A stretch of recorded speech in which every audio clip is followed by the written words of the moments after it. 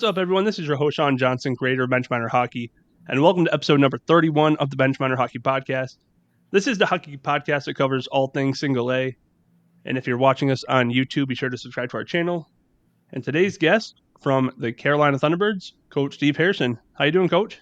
Good. Thanks for inviting me. It's a pleasure to be on. Of course. I was super excited when you agreed to come on because you're one of my most favorite coaches in the history of this league.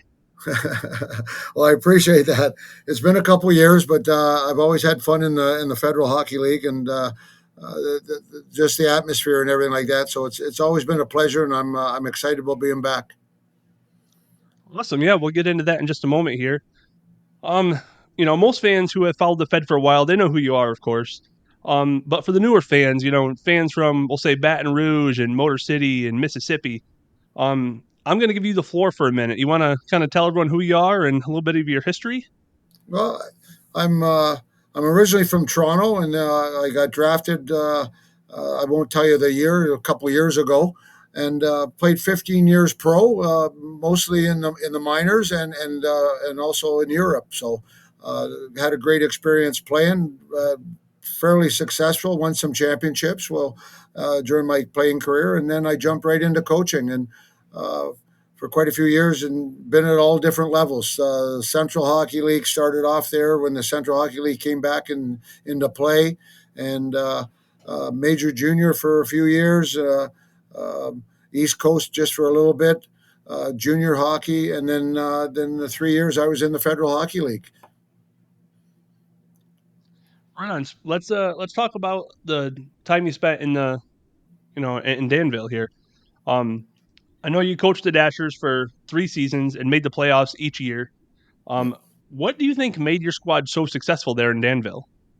Well, when I got there and the organization, and I don't know if I want to say organization, that there hadn't been a lot of success there. And so I just tried to go in there and change the culture a little bit uh, and players started wanting to come and try to make an atmosphere, and the fans started coming. And one of the things I'm really excited about was, as you mentioned, we made the playoffs every year, went to the finals twice, won one.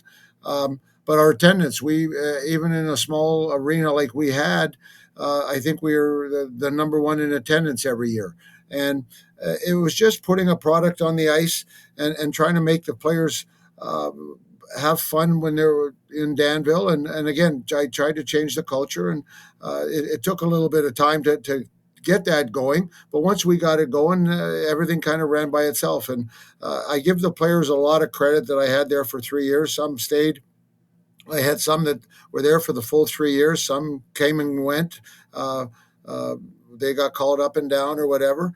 But it was the players who bought into wanting to change the culture, wanting to have fun, wanting to do things the right way. And the city of Danville, I give them a lot of credit because they bought into the players too. And so then the players bought into Danville. So it was a combination of a lot of things, but it was mostly a culture change. And I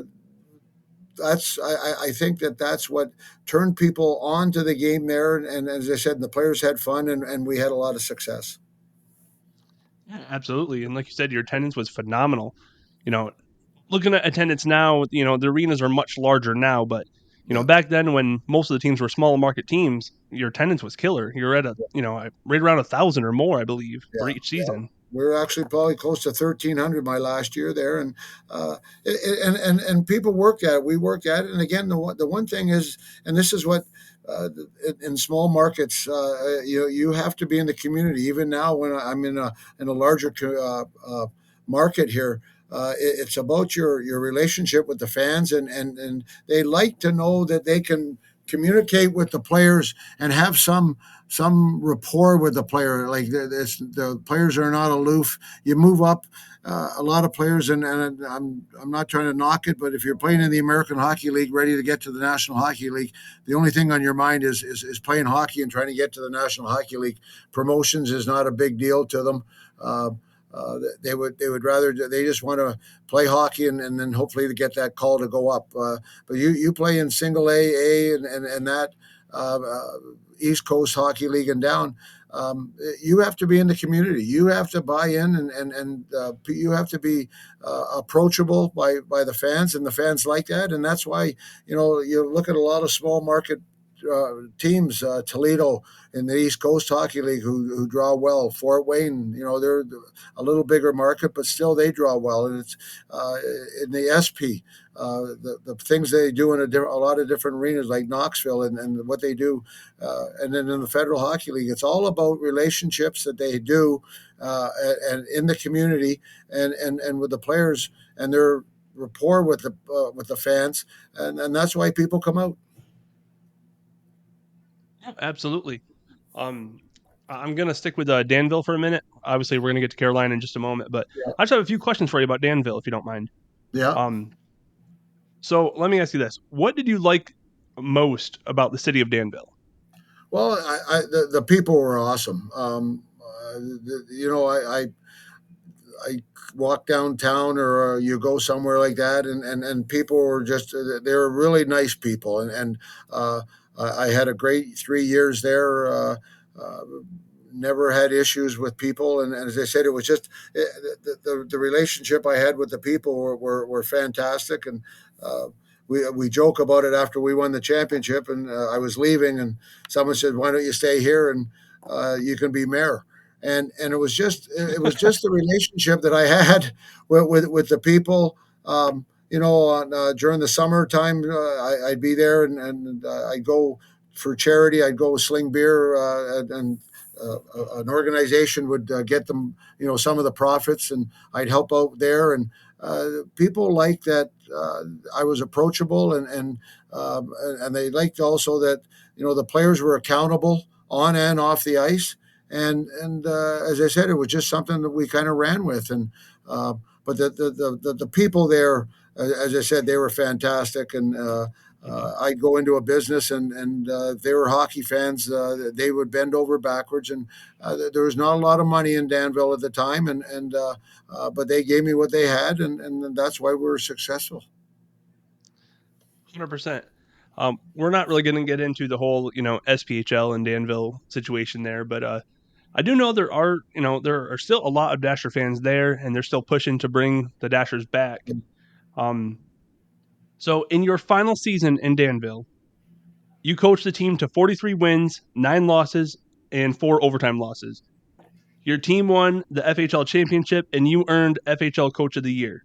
Tell us a little bit about that experience and what that season means to you. Well, it means a lot, and the reason it means a lot is because of the 18 players that played for me. I still talk to them to this day, a lot of them, and have great relationships with some of the players that played there. But it was the players. Um, uh, I look at it. It was. I thought it was a great league that year. I don't think there was any weak sisters. And we had a record. I think at the time we set a record for most wins or most points, and uh, uh, it was the players who dedicated themselves to it, to get to that. And um, uh, what we accomplished was as I said, it was basically a team effort, because if it wasn't, we wouldn't have got to where we had to. And to make that accomplishment in that league at that year, which I consider probably, even in the 3 years I coached there, I think the league, we might only had 1 or 2 years where had a weak sister, and that year that we set the record and everything like that, I don't really know if there was a weak sister. If you didn't come to play every night, you could get beat from 1 to 7 or 1 to 8. I forget how many teams were in the league that year, but Hmm. um, uh, we set a tempo of how we were going to play, and the players said that this is what we wanted to do, and everybody had some fun. But as I said, we once we got on a roll and we knew how to do it, um, the players really relished the idea that we didn't want to lose. And I think we had probably one time. I think we won 12 in a row. I think we won like 10 in a row, and we had a couple really good streaks, and um, the fans kind of got into it also. I remember the one time we had won 12 in a row and went on a road trip, and I think we lost 2 games. won in Berlin like 3-2 in overtime, and then I think we might have been in Watertown or Danbury and lost 2-1, and people were like, "Oh my God, like what's wrong?" And I said, that's the joy about the league right now is that you if you uh, there it was great games. The fans enjoyed it all over like every night was good hockey games, and we came out on top a lot just from the standpoint that I think we're a little more polished as a team, and I take I pride myself in that. I don't know if we were the most skilled team, but we were definitely the best team. Absolutely. I mean, even fast forward to today. I mean, I don't think that there's one bad team in this league currently. Right. Yeah, and that's and people and don't get me wrong. I know fans at home they always want to win every game and all that. But you know what? You coach some games where we played in Danbury the other night and we lost 2-1 and. Not happy about losing, but like when you watch a game like that, it's a 2-1 hockey game. It goes down. We pull the goalie, and uh, those are fantastic games for the fans. Like or they do Mhm. go into overtime. You go into a shootout. I mean, you lose. I mean, I don't think anybody's happy. And the year in Danville at the end, I think we were just fortunate enough that we could get that extra goal in the third period, or if we did go into overtime, we could pull it out. But from a fan standpoint, if you're going to come to the game every night and see a fantastic hockey game, and as I said, most owners might disagree, but even if you lose one once in a while at home, it's not that bad of a thing. You know what I mean? If it's good competition and the fans still enjoy it. Mhm. No, absolutely. If you're a fan of any team in the Fed, you will see wins and you will see losses. Yeah, There's so much talent in this league now, and especially now having 11 teams. So yeah, it has grown tremendously since 2015 when we had 4 teams in the league. I think at one point. yeah, yeah. So, no, it's really it's as I said the competition, I think, and teams get on the bus and they know they're going to go play back then to Danville, or you get on the bus and you go to Dayton or Danbury, and the players knew that it was going to be a barn burner, and we had to be ready. So the players were excited. The one thing players don't want to do, and they all every once in a while you like to have those games when you win 7 or 8 nothing or whatever like that. But but not many players enjoy that type of game. They would rather Mhm. have a game where it's 4-3 and it's exciting and your heart's pumping, and at the end of the game you're like, God, that was fun to play. 100%. I agree with you there. Um, I want to talk real quick about the David S. Palmer Arena. Um, they are looking for a new tenant, and I know Barry is looking to bring back the Dashers. Mm-hmm. If he is successful in doing so, what would that mean to the city of Danville?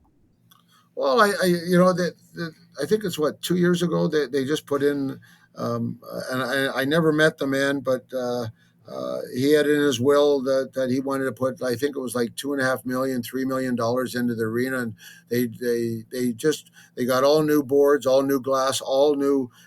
They tore up the floor and they got all new chillers and everything like that. And right now it's kind of sad that there's no hockey there right now, and in my opinion, it should never have left the Federal Hockey League. It just, in my opinion, it wasn't big enough for the SP, and that's not my job to, but that's just my opinion. I think it's a Federal Hockey League city. And it would mean a lot. I know there's a lot of fans there, and even last year when things weren't going very well, people were calling me and, well, what do you think of this and what do you think of that? And it's a great city, and as I said, I know a lot of people are um, um, upset that there is no hockey there, and I think if somebody Barry or whoever can go in there and uh, uh, turn it or get it going again, I think it could be successful. I know it's going to have to be a lot of work because, again, I know it's a small town and they just got a casino there now, and hopefully it could survive. Again, I know it's one of those markets where you have to work it, and there's a certain way to work it, and hopefully who does go in there understands that. Right. I just had Ryan Howard on the show a couple weeks ago, and he's part of the Danville Pickup Hockey League. So the David Palm Arena reached out to them, and currently they're doing one hockey game per month to raise money for charity. So I think that's Yeah, pretty cool. They have something there at least until they yeah. find a more permanent tenant. Well, it's growing, and the youth hockey there is growing, and especially now when you got the new ice and everything like that, and I think the fans would enjoy going watching games there even better than back when I was coaching, just from the standpoint of the old boards, the old glass, and it's and you got people like you just mentioned his name there, that those are the people, that the Howards and all that miss it, and I think it could go. It's just a matter, as I said, there's some moving pieces there, and I think you just have to have the right person to go in there and stir the pot there. Right. I agree with you there 100%. Um, I know I'm in New York. I'm kind of rooting for Danville from afar. Right, Going to Danville is one of my fondest memories. right. Working in the league there, but except for that time in 2017 when you eliminated us from the playoffs, that was fun. But I didn't want to bring that's a that story up, for but another day. yeah, that's it. I bring it up all the Uh, time to here in Carolina to with Jan Salak and Pastuca there, where I beat them that year in the finals there. So we that yeah. always kind of creeps up into the conversation every once in a while. No, I won't hold that against you forever. I'm over it now. But I got you. oh, what a memory. Two more questions for you about Danville, then I'll move on here. Okay. Um, have you spoken with Diane Short lately? She's got a new book out about the Danville Yeah. Dashers. I have not read it yet, but that's still on my to-do list. I haven't been in contact recently, but we have talked in the last few years, and I know there's a book out there about that, and I haven't read it. I'm assuming the 3 years of what I was there will be probably in there quite a bit. When, as I said, that's probably when they had the most success in the Federal Hockey Mhm. League, and um, I think knowing Diane, she did a fantastic job when I was there, and I'm just assuming that if she put as much heart and effort into the book as she did working for me, that it's probably going to be a very successful book. Right. That's why I asked you if you read it because I figured it was like a biography about you, essentially. Yeah, no, I haven't read it yet. So I haven't read it yet. So, but I will So, one day. last I question will. about Danville here, then I'll move on. Um, if Barry was successful in bringing back the Dashers, would you have any interest in returning to Illinois to coach them once again? Now, Well, I'm not kind of baiting you here. I'm not saying, oh, would you just leave Carolina on a whim? But I'm just asking if it became a thing, would you yeah. have any interest? Well, I you never say never. Mm-hmm. In life, I'm probably at an age where I've learned that I'm not smarter than anybody else. But when you've been around as long as I have, uh, you never say never. Uh, Mm-hmm. I don't today. Probably, I would say probably not. But again, I didn't think I'd be back in the Federal Hockey League either. So I'm back here and I'm enjoying it. So you never know. And I've worked for Barry for the 3 years there, and now this year here, and we have a great relationship. And if something ever came about that, then that's something that's Barry and I would have to sit and talk about. But uh, I right now I'm in Carolina. He's part of the team here, or he's the major owner here, and with Kerry Ross. And so far, I've been here probably 7 or 8 weeks, and I've enjoyed it immensely. So right now, my heart's in Carolina, and we're going to run with that. Right on. So, moving on to Carolina hockey, here we are. So, first, the team announced that Jesse Messier was the head coach. He resigned 3 days later, and then you were announced as his replacement. Can you kind of walk us through what happened and how you became the coach of the Thunderbirds?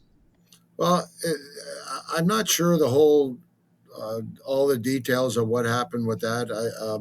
Um, I think they hired him, and then I don't know if we want to call it buyer's remorse or what it was, or I know he's coaching somewhere else, and I don't know if he thought that was a better situation or not.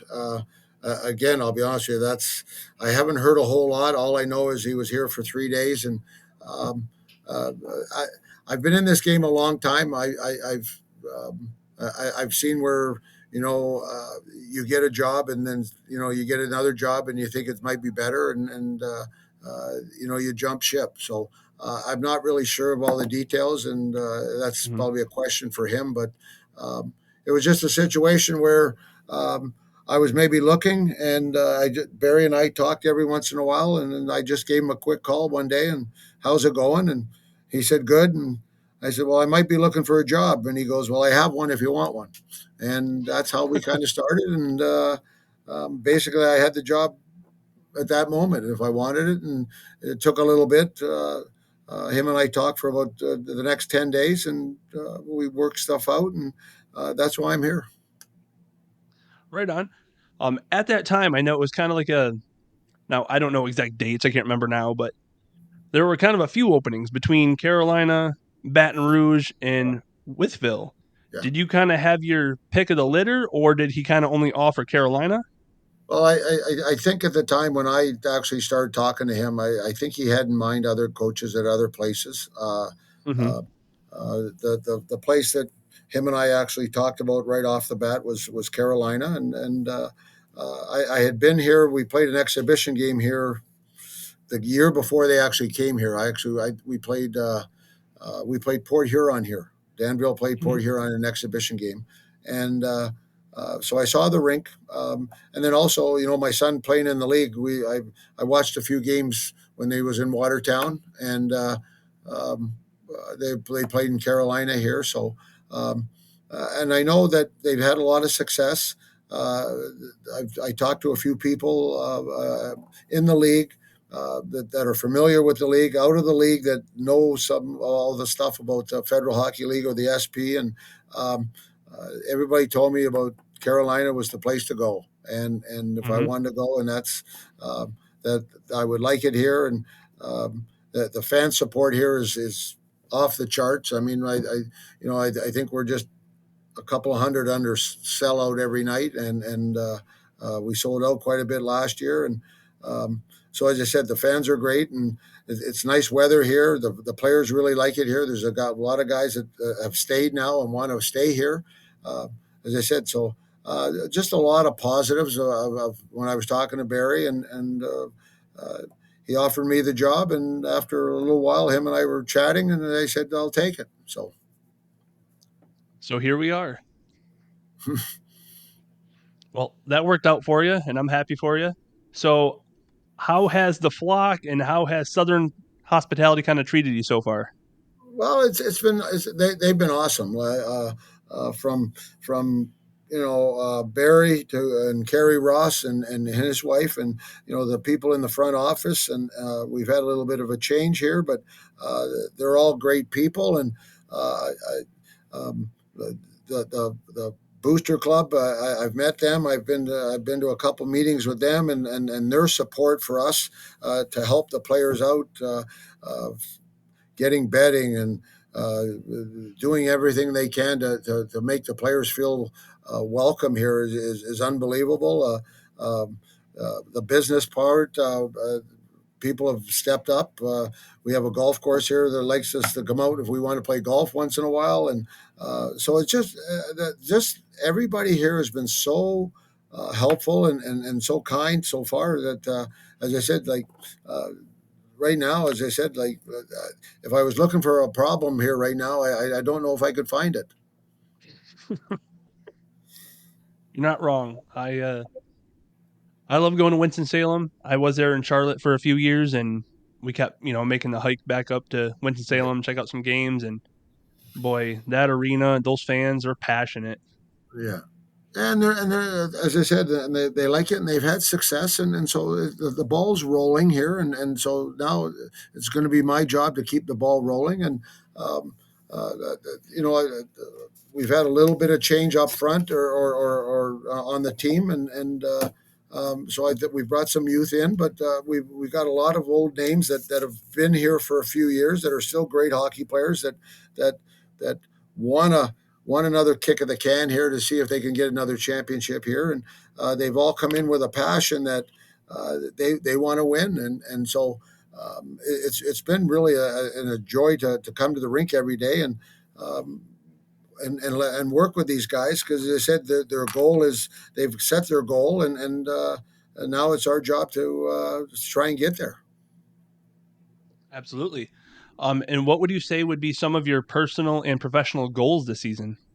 Well, yeah, uh, obviously, and um, that question's been asked to me quite a bit, and obviously, not many people are in this business if you don't want to win a championship and so if you're in professional sports or in any sport, you want to win the championship. But my goal here this year is, and this is kind of our motto, is that we're going to be better tomorrow than we were today, and the one thing that I've learned over the years, again, I keep bringing this up about uh, being around a long time, and I'm not smarter than people, but I've been around a long time. And if our goal is to be better every day as a person and as a player and as a team, um, this journey, which a lot of people they want to get to the end, and I know where the end is, and I know where everybody would like to get to, but we're going to be better tomorrow than we were today as people,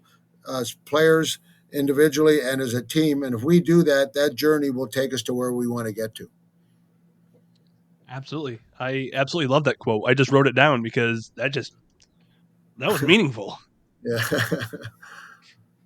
So, And what the one thing like a lot of the players here, like I talked to them the other day, it's like it, playing hockey or playing any sport or playing any professional sport, it's a lot of things are correlated with life. And if my players can do this playing hockey, when the hockey season's over or when they're finished hockey, if that's their goal, uh, uh, in family life, to be a better father or be a better person, or in business, the same thing, be better people. I think you're going to be successful. And so I'm trying to stress to these guys that do this now and we'll be successful here. But take this along with you, and when you're 50 years old, I told him when you're 50, you'll understand. Geez, that coach maybe he wasn't. He had something good to say. mhm, absolutely. So, the league has grown, and there are now 6 competitive teams in the Continental Division.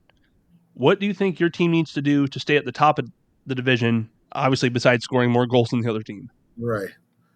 Well, I think we have to play like we have to play consistent, and we have to have a work ethic that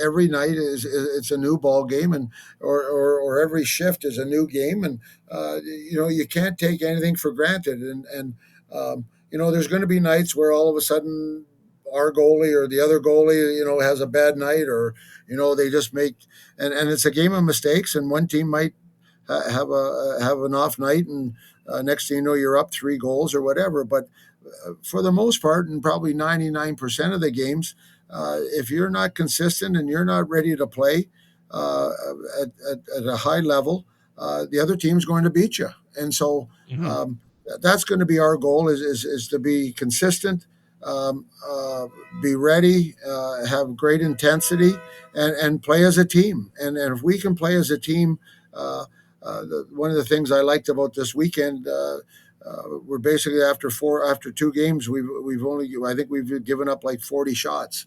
So mhm, if we can average 20 shots a game against, and I think we had 35 one night, and I think we're over 30 the other night. So if we can play that consistent hockey where we're not giving up any bad goals, and hopefully we can score more, and it's going to be that's where we're going to be at the end. But as I said, and you've mentioned it a couple of times also, it's a great 6 teams are all good, and you're going to have to be ready. you're absolutely right here.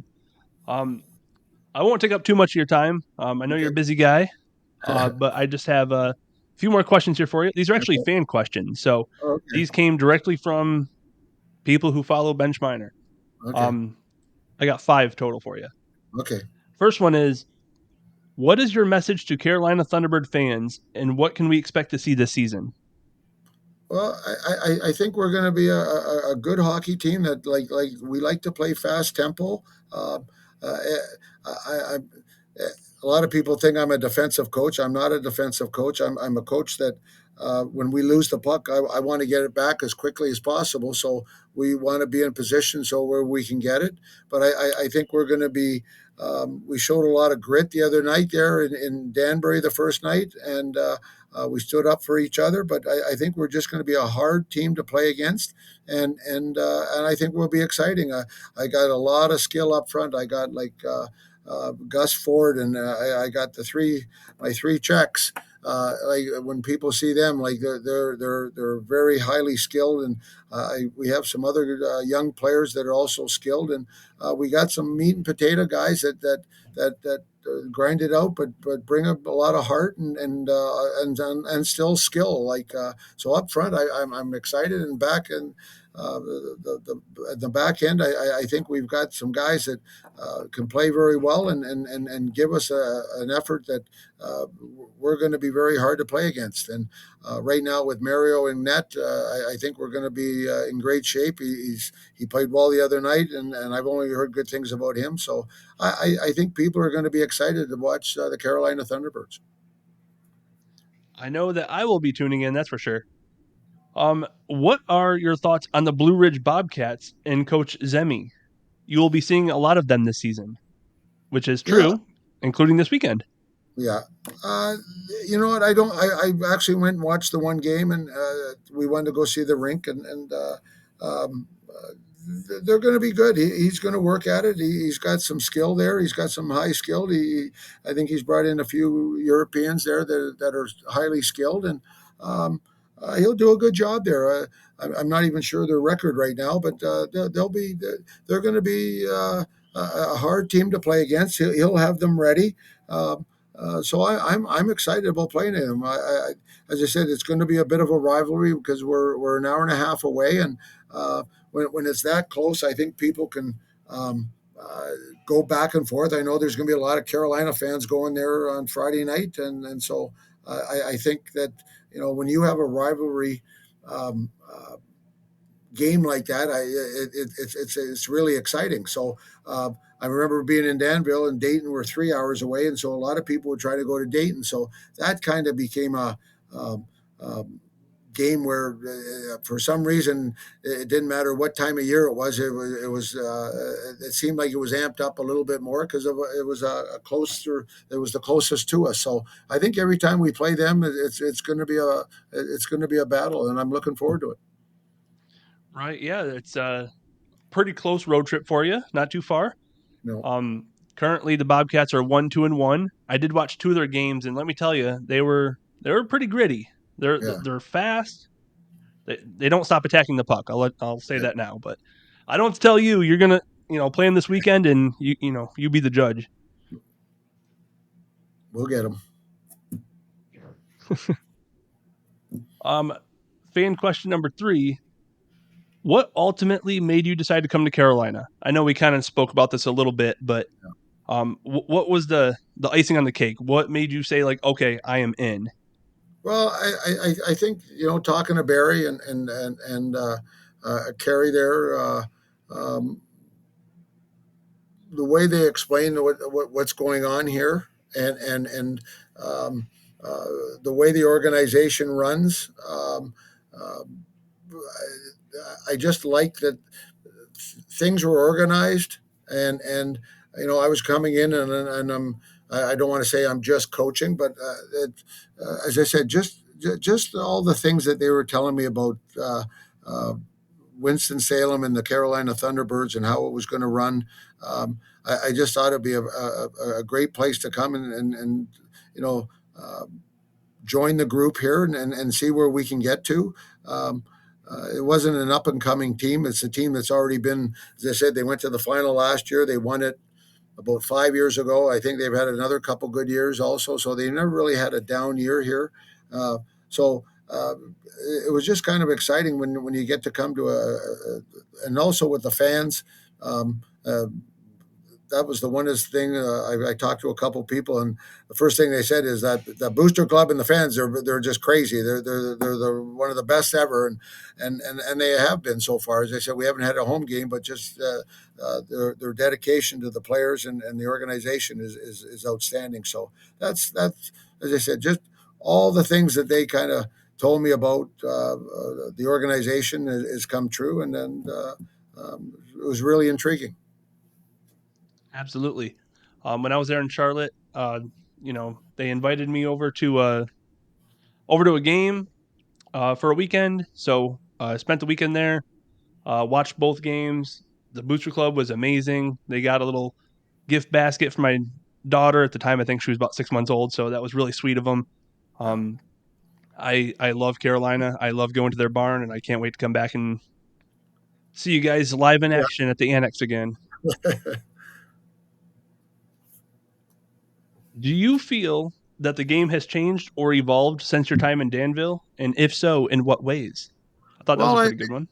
well, I think everything's just faster. The emphasis, even back when I was coaching, was skating, but I think it's even greater now that it's a fast pace. It's if you can't skate, you're going to struggle, and if you're not the greatest skater, you better be a smart hockey player. But I just think the players now um are in better shape than they were back then. I think they're faster. Everything happens quicker, and again, if you're not prepared to come, a couple guys during training camp, the one thing they told me was I didn't think the level was. I underestimated the level here. They played at fairly high levels in college or whatever, and they said, "Geez, this is a lot quicker and uh, highly or skilled than I thought," and it is. So it's a high, it's great hockey, and again, I think a lot of people, just because we're a single A hockey league, that I don't think they realize until they come out sometimes to see how skilled these guys and how they skate and how they perform. 100%. I get that comment all the time. Even, messages from newer fans be like, oh, I've never been to a game before, but I went to my first one and wow, it was a lot faster than I expected. And, Right, these guys are hitting and it's scoring. And it's like, yeah, this is single A hockey. That's what it's all about. right. So Last fan question for you.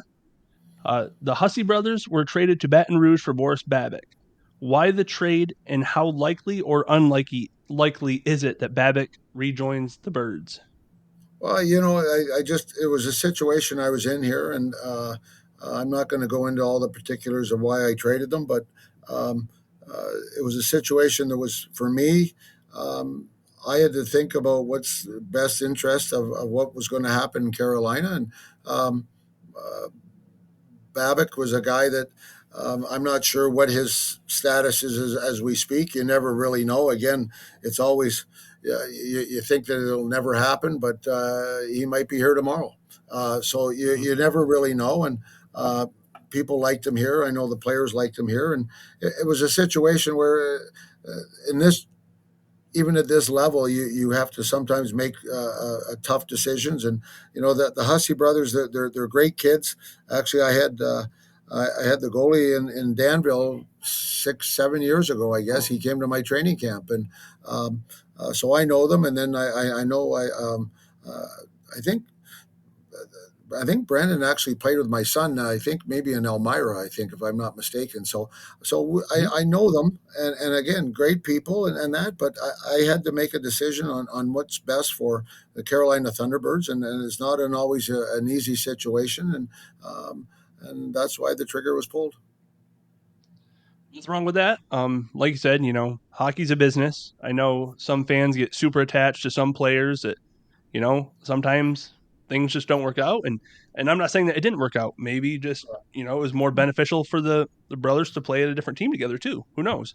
and and and So and, and over the course of the years, and this is one of the great things about the game, and where like in Carolina here or other places where players want to stay and play in certain places, or and fans grow attached to them. But that's what minor league hockey is about. And you know, some players have to finally retire, or some players have to move on, and it's not easy because you know these fans they grow attached to these players because they do have that rapport, like we talked about probably earlier in the conversation here. That like and that's the greatest thing about minor league hockey. It's the rapport with the fans, and that's why people want to go certain places because of what they have there. So it's every year as well. You know, is my favorite player coming back? Well, he's not coming back. Well, you know, and it's hard. But again, you know, hopefully they can get attached to somebody else. And as I said, it's not an easy decision. To make, not just what the one we're talking about here, but I've had to do it over the years, and you've got to make those decisions and what you think is the best, and hopefully you make the right ones, and sometimes you don't make the right ones, but that's the coach's decision, and that's what you have to Mhm. run with. 100%.